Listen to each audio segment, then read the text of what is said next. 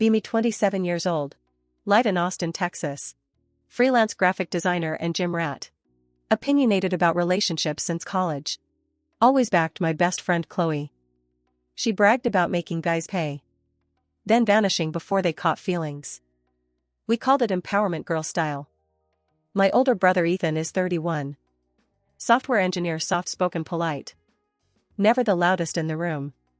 Still plays guitar on weekends. Not the kind to argue. Always let others take the spotlight.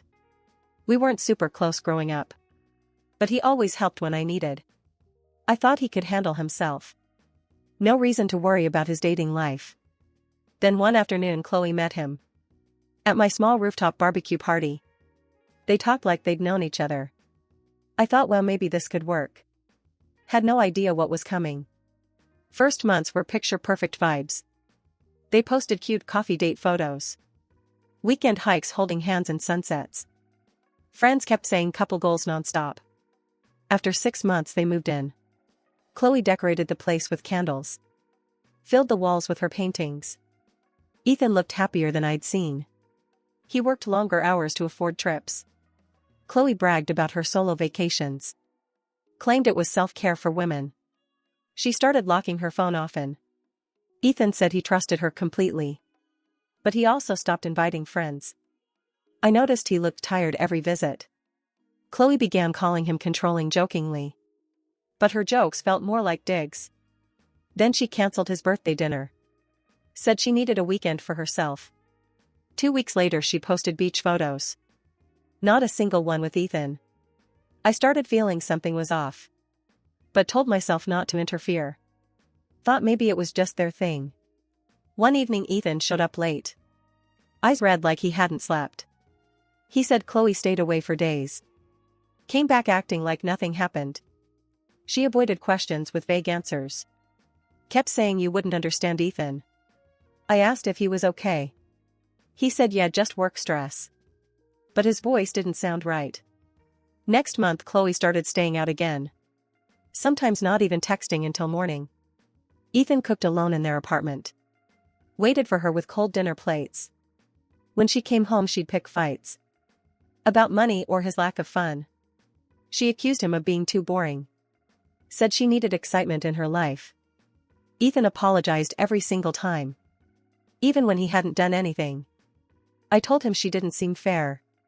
He smiled small and said I love her. Then he changed the subject to my job.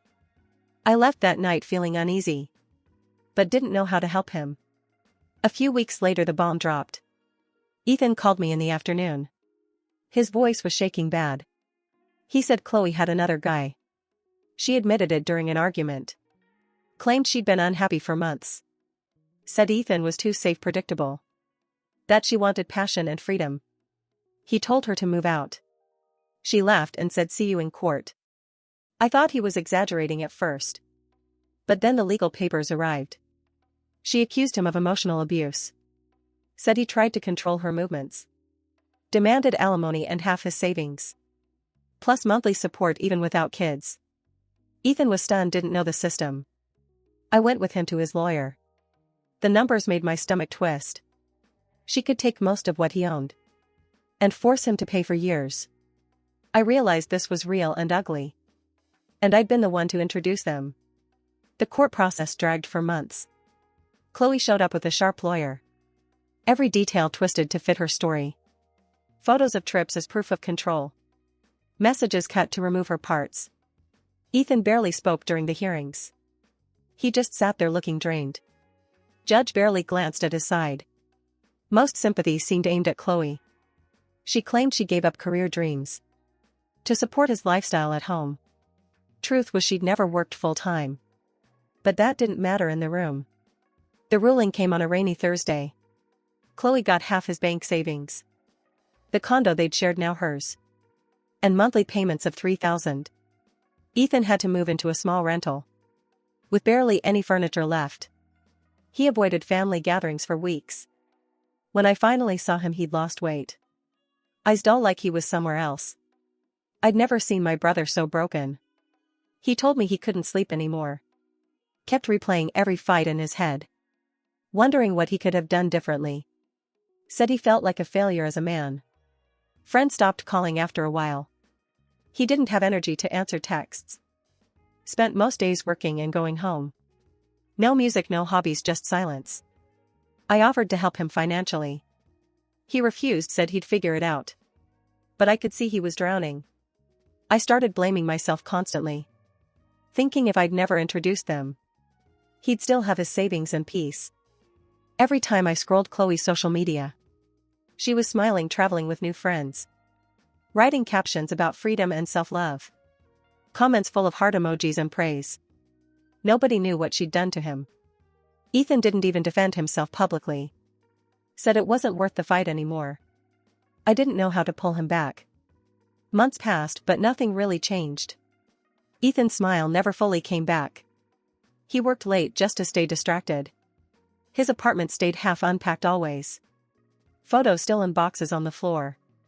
He avoided places they used to visit. Even skipped our family holiday dinner. Mom kept asking why he wasn't around. I made excuses every single time. Deep down I knew the truth. He didn't want to explain the scars. Not the ones people could see, but the ones that stayed in his head. Sometimes I'd call just to hear his voice. He always said he was fine. But his tone told another story. Once he admitted he wished he'd never met her. Then quickly changed the subject to my workouts. I realized I'd never understand his pain fully. But I knew it was heavy. He carried it like a weight he couldn't drop. One rainy night I couldn't sleep. Kept thinking about the first barbecue. How happy Ethan looked meeting Chloe. How I cheered them on without doubt. I'd believed in her stories about men. Thought it was harmless girl power fun.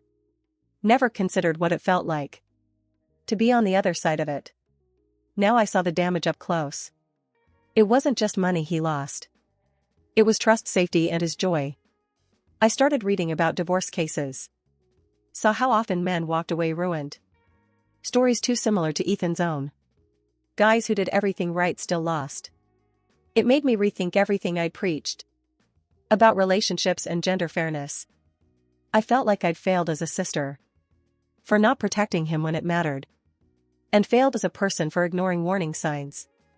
It was too late to undo it, but not too late to see the truth. Ethan never said he blamed me, but I could feel it in the air. A quiet distance that hadn't been there before. We still talked, but not like before. Conversation stayed on safe surface topics. Work, gym, weather, small bits of news. Never about feelings or the past. I wanted to apologize but froze. Afraid it would rip open the wound. So I just kept showing up. Bringing food on Sundays without asking. Fixing small things in his apartment.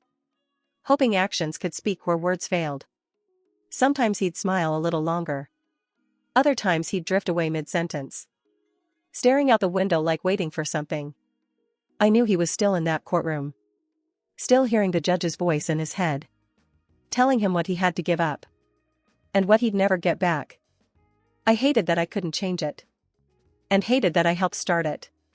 One afternoon I found an old photo. Ethan and Chloe at the state fair. Big smiles, cotton candy in their hands. Back when I thought they'd last forever. I almost threw it out instantly. But something stopped me from doing it. I kept staring at Ethan's expression. So open, so certain about his future. Realized that look was gone completely now. And might never come back again. I thought about how love can shift. How it can turn into a weapon.